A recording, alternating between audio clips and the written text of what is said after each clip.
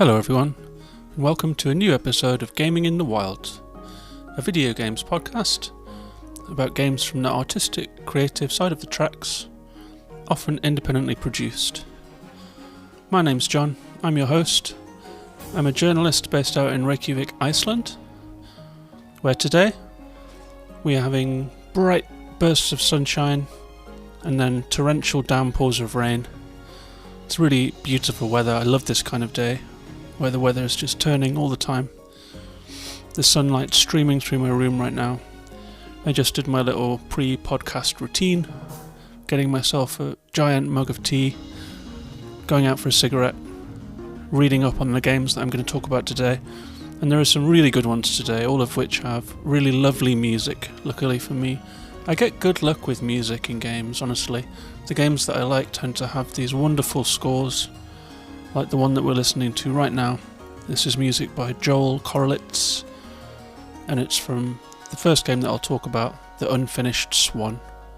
A wonderful game that's just been released on some new platforms. So whilst it's a 2012 title, it's getting a new life right now. Really happy about that. The second game I'll talk about is called Fujii, and this is more of an under-the-radar title. It came out in 2019, it came out last year, and it's for PSVR and Oculus Rift, and it's a wonderful game about nature in the VR setting. Really cool.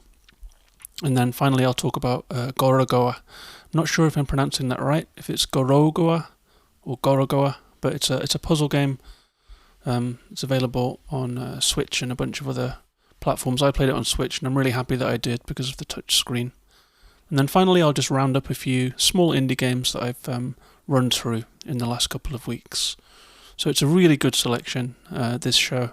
So let's dive right in with the Unfinished Swan.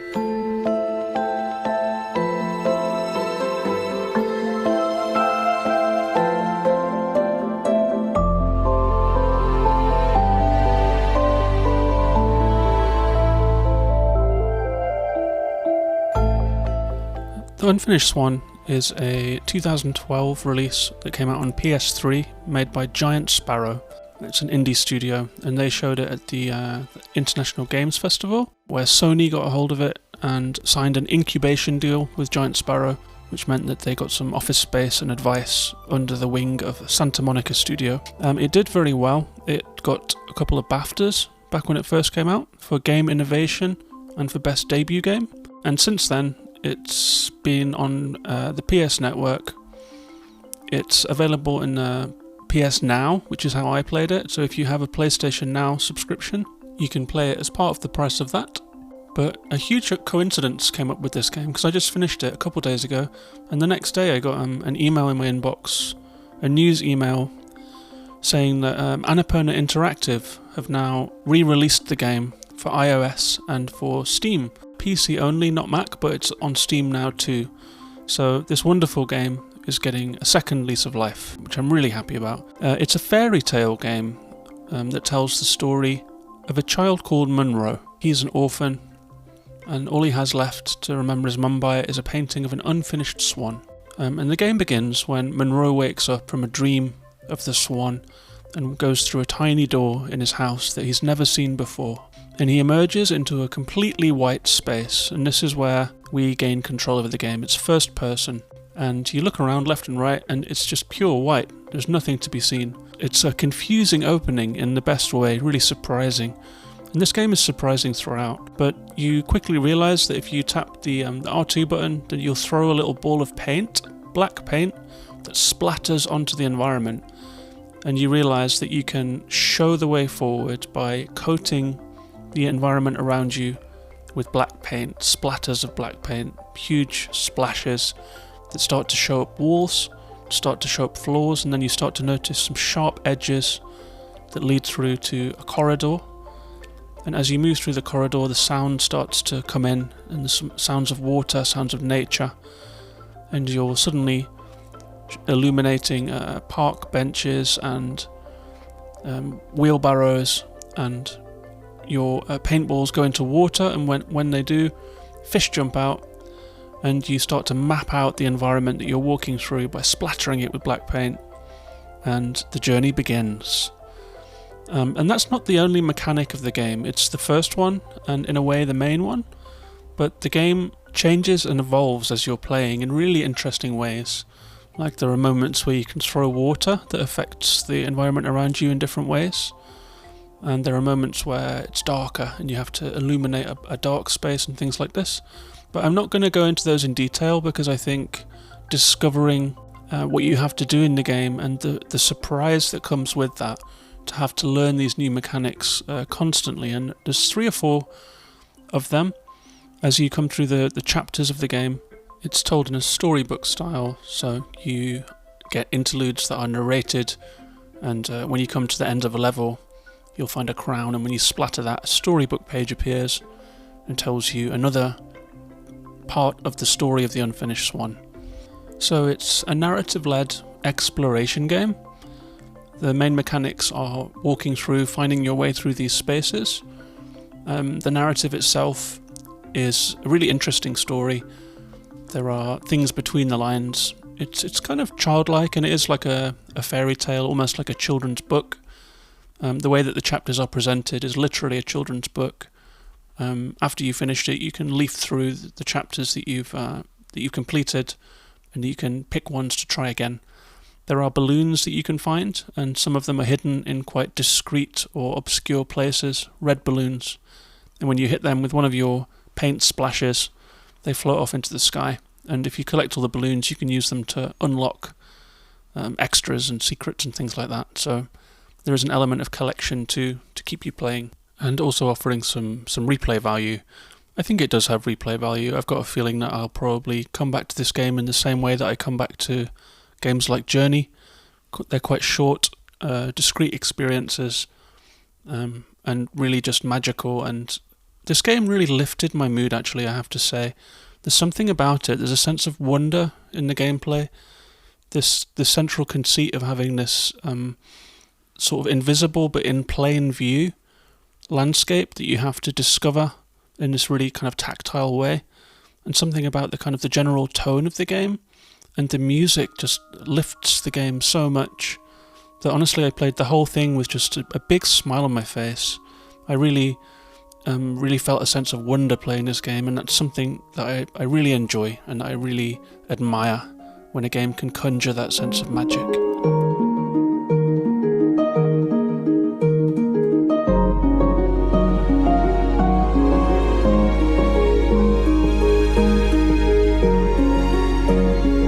So I played this game on the PS4, but now that it's available on iOS and Steam, I'd like to thank Jules Engel over at 47, which is the agency that's looking after this game for Annapurna. They were good enough to send me over a code to try out the iOS version, so I tried it out on my iPhone. You control the game with a virtual controller in the iPhone version. It runs very, very smoothly on my iPhone, which is that cheaper version of the 11 that came out quite recently, but it ran incredibly smoothly. The music was great, the sound was good, the virtual joypad worked quite well. Virtual joypads aren't my favourite, so I ended up connecting a DualShock to the phone with Bluetooth just to see how it plays, and it played brilliantly. So if you have an iPad, an up-to-date iPad or an up-to-date iPhone, you can play it by pairing up a joypad and have the full experience. Also, it's up there on PS Now if you have a PlayStation 4 and you're a member of that. I would really hope to see this game coming to the Switch and coming to Mac and coming to perhaps even Apple TV, which is considered a separate platform, unfortunately, so you can't play it on your Apple TV system, but you can play it on an iPad, iPhone, Steam, PS4. Highly recommended. Whatever system you play on, if you have access to any of these systems, I really do recommend finding this one. It's a very special game. It's a 10 out of 10 for me. This game really does go into the very, very top echelon of my real, true favourite games. So I hope that you enjoy it too. I do love to talk about games if people play games that they heard about on the show, so feel free to hit me up on Twitter at GamingInTheWild. I'm always on there replying to people talking about games, so come and let me know what you thought. If you enjoyed it as much as I did, that's the Unfinished Swan.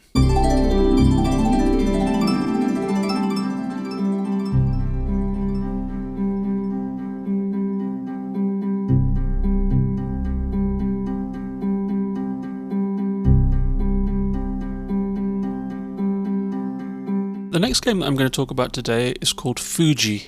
That's spelled Fujii, with 2 I's. It's a virtual reality game created by Funktonic Labs. It came out in 2019 for the PSVR and for the Oculus Rift and Quest. The game is described as a serene journey ripe with discovery.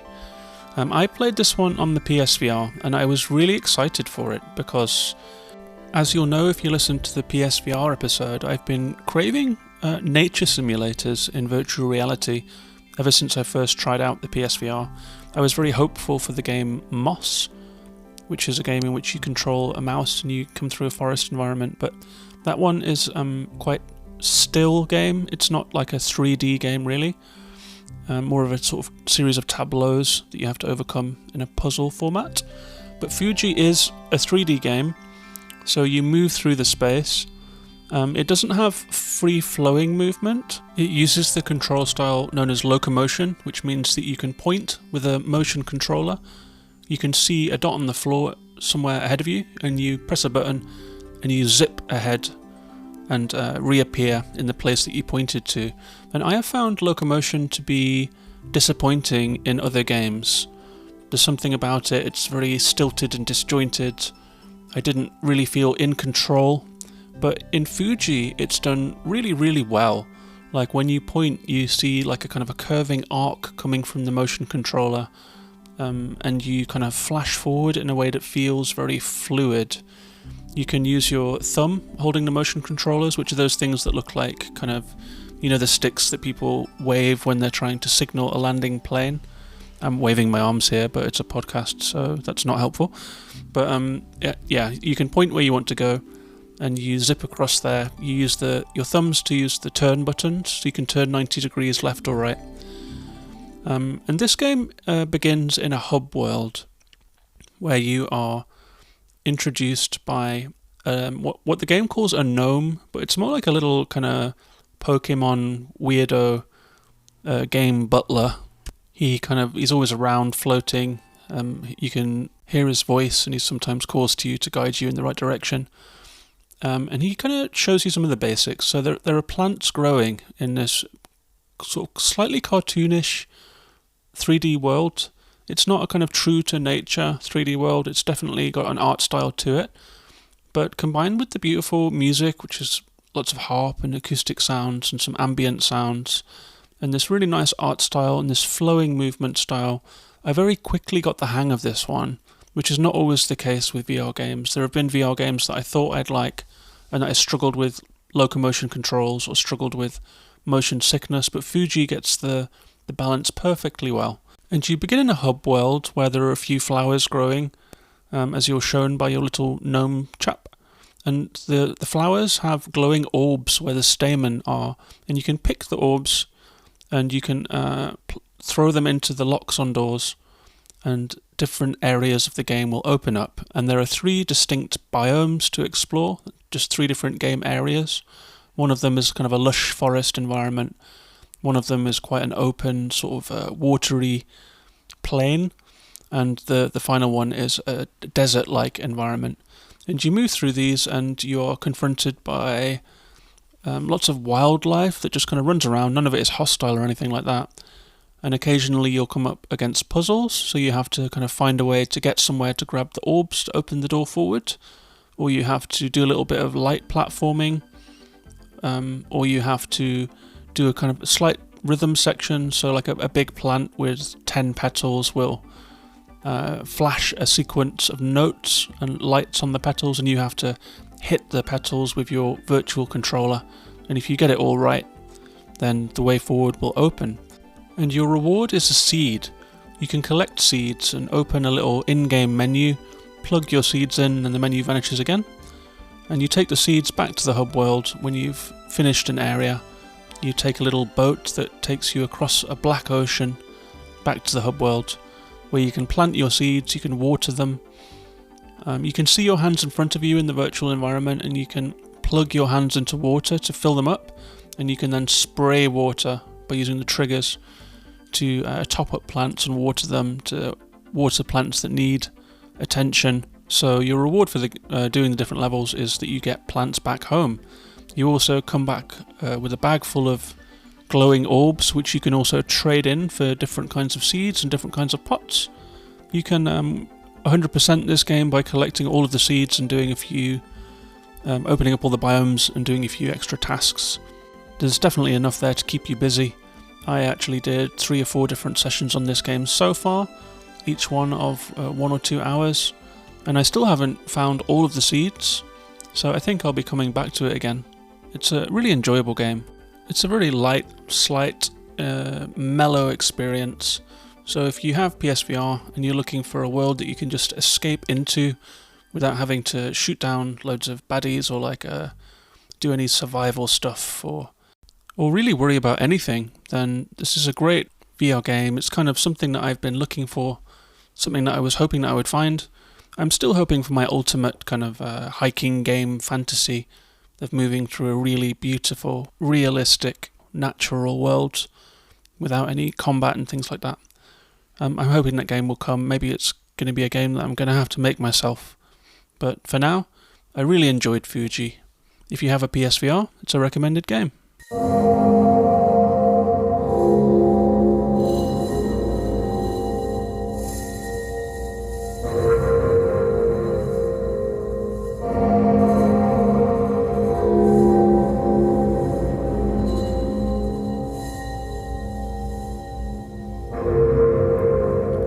The next game I'm going to talk about is called Gorogoa.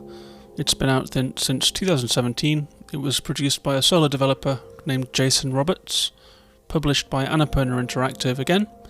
It's a game that I picked up in the recent Annapurna Interactive publisher sale on the Switch. So Gorogoa is often on sale on various platforms. It's also on PS4, Xbox and Steam, so you can find it on lots of different platforms. But I do think that this game benefited from being played with a touch screen. I played it entirely using touchscreen controls. I barely used anything else. So I think that Switch is the optimal platform for this one. Maybe if it's available on mobile platforms, I'm not sure actually. But it's great on Switch. It's not expensive, so it's an easy pickup. But Gorogoa it's a hard one to describe. It looks from screenshots, if you look it up, like just a sliding tile game, like a puzzle game. But it's much more than that. You do have 4 tiles in a grid formation, and you can swap them and interchange them and just move them up and down, left and right, put them into different orders. But there is always a point of focus in each tile. So if you look at the tile, there's like a little glow in it, and if you tap that particular tile, it will zoom in. So if you're looking at a study, for example, you can tap on a bookshelf and zoom in to see the spine of a book. Maybe there's a picture of a mountain there, and if you tap on the picture of the mountain, you'll zoom in again. You're no longer in a study, you're in a mountain environment, and perhaps that mountain environment clicks together with one of the other 4 tiles in the grid. And when that happens, the protagonist of the story of Gorogoa, who's a young boy moving through a strange, dark world, will walk across from one tile into the next. And so what you're doing by arranging these tiles and zooming in and out of these different beautifully hand-drawn environments, rooms and situations, is that you're using a puzzle mechanic to allow this boy to travel through the game. And I was really interested to read that Jason Roberts originally wanted to make an interactive graphic novel. Everything is hand-drawn in the game. It has a very, very beautiful art style. Really, really appealing, lush, and the music is very, very dark and kind of hypnotic too. And I got really sucked into this one. It really, really took up all of my attention. I felt like I was experiencing something quite special as I played this game. And there is a story there to be uncovered, which I won't spoil for you because it's best to experience it firsthand. But it's a little bit vague. You have to piece it together yourself as you go. There are certain kind of target points that you meet that repeat throughout the game, and there's a certain surreal, sort of slightly psychedelic edge to it. It's not just as dry as it might have sounded with moving a boy through rooms or whatever. There is a kind of a magical element to the game too. And I was really taken especially by the multi-dimensional feel of it for a 2D game about sliding tiles. The way that you can move in and out and focus in and out of the different tiles gives it a really surreal edge. It's like you're kind of seeing through several dimensions at once in a very dreamlike way. So I fell into a quite meditative state whilst playing this one. The puzzles are sometimes multi-part, and you do have to pay close attention and experiment a lot to find some of the solutions. But in a really good way. It was never frustrating. Some of the puzzles did take a while to get through. For example, there's one where you have to kind of move in and out of several different tiles to make objects move through the space that will open the way forward. But it was never frustrating, always enjoyable. It's got kind of a dense feeling of mysterious lore to this game. So I've got a feeling that if I were to go onto Reddit, there's going to be an active forum of people putting forward their theories of what's really going on in this game. It's definitely a game that's got some depth to it that surpasses the simple interface that you use in the game. I finished this one in a single sitting. I think it took me around 2 hours or 2.5 hours to get through it. So it's not a game that you're going to be puzzling over for days or weeks. It does have some replay value to it. I've got a feeling I'll be playing through this one again when the mood takes me, because it's a game that does have a very distinct, appealing, magical, dreamlike mood to it. There are going to be times when I want this atmosphere again. So just a short review of that one. I'm not going to go into detail. Anything to do with the plot would pretty much be a spoiler. So just a simple recommendation. Check out Gorogoa.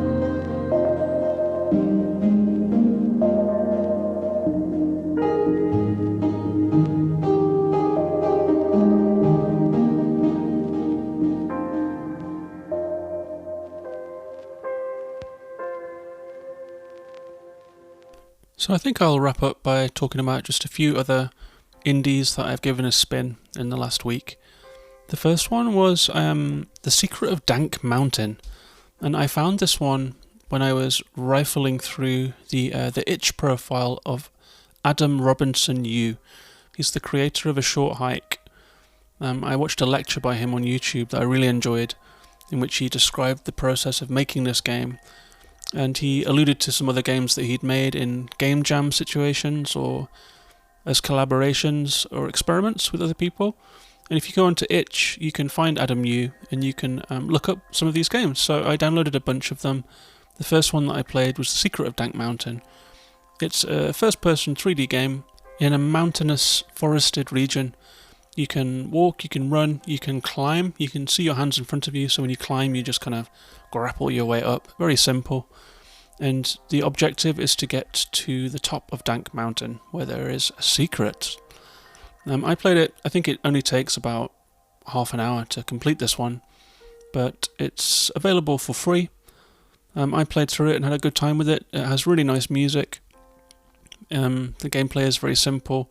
It was moving through a natural environment, just walking simulator, and the payoff at the end of it was brought a smile to my face. So I really enjoyed that one. I think I'm going to go and play some more of Adam Yu's early games, even if they are just very short experiments. It's just nice to see the development. I think there's a very tangible link between The Secret of Dank Mountain and A Short Hike. You will see a theme there when you get to the end of it. So it's really interesting to see the workings that went into the thinking of that game. The next game that I played today, actually, because I was testing out the Unfinished Swan, so I hooked up my DualShock to my iPhone. And I went back in and tried out a little bit of Sky, Children of Light. It's the MMO exploration platformer made by that game company who were responsible for Journey, and it's definitely a very clear successor to Journey. I don't know if any of you guys have tried this one out. I've played it a few times, but it has a virtual controller on the screen, which I've had trouble with. It's not as slick as the Unfinished Swan's virtual controller, so I've kind of bounced off it, but I tried it today with the DualShock. It's a strange game. It's very fun, like you play like a kind of a child with a cape, and very much like Journey, you have like a kind of endurance meter that runs down as you fly. Although the flying in this one is a lot more free than in Journey. I think in Journey it's more like a kind of a boosted jump, but in Sky it's real flying, so you really do get to soar through the clouds. And you come through a bunch of kind of mysterious doorways. Each one leads to a different area of the game. There's a forested area with really tall, dark trees, and the rain drains your energy, so you have to stay in cover. And there's a whole kind of lore to it where you have to seek out these spirits and connect with them and relive their memories, and then they all teach you gestures, and you can gesture to other players. The multiplayer aspect is kind of important. There are times when you run out of endurance power, and you can re-up yourself by interacting with other players, by lighting candles together. You can kind of cooperate to move through the game, and you can add friends in the game and do different high fives. Your character kind of holds hands with another character sometimes, and you actually just play together holding hands as if it was Ico or something. So it's an interesting game and an intriguing one, but I must have played this game for 3 or 4 hours now in my different sittings, and I still really don't quite have a grasp of what's going on. Every time I play it, I'm like, this atmosphere feels right, it looks right and sounds right, but something in the structure of it is not sitting with me somehow. I always feel like I'm starting from the ground up when I go back into it. I am kind of eager for this one to come to Switch to see what happens when I have a more sort of secure control setup of using the Joy-Cons and feeling more in control of the character. It's really not that playable with the virtual controller, sadly. But I am very curious about the game, and I want to give it a proper go. But it's there in the App Store if you want to try it. I believe it's a free download. That's Sky, Children of Light.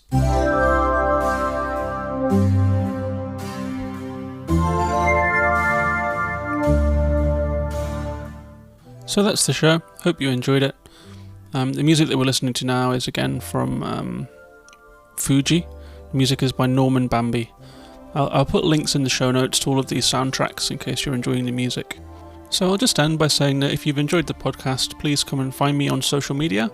You can find me on Twitter, Instagram, YouTube, Facebook, and Twitch as Gaming in the Wild. I'll be streaming one or more of these games on Twitch in the coming days.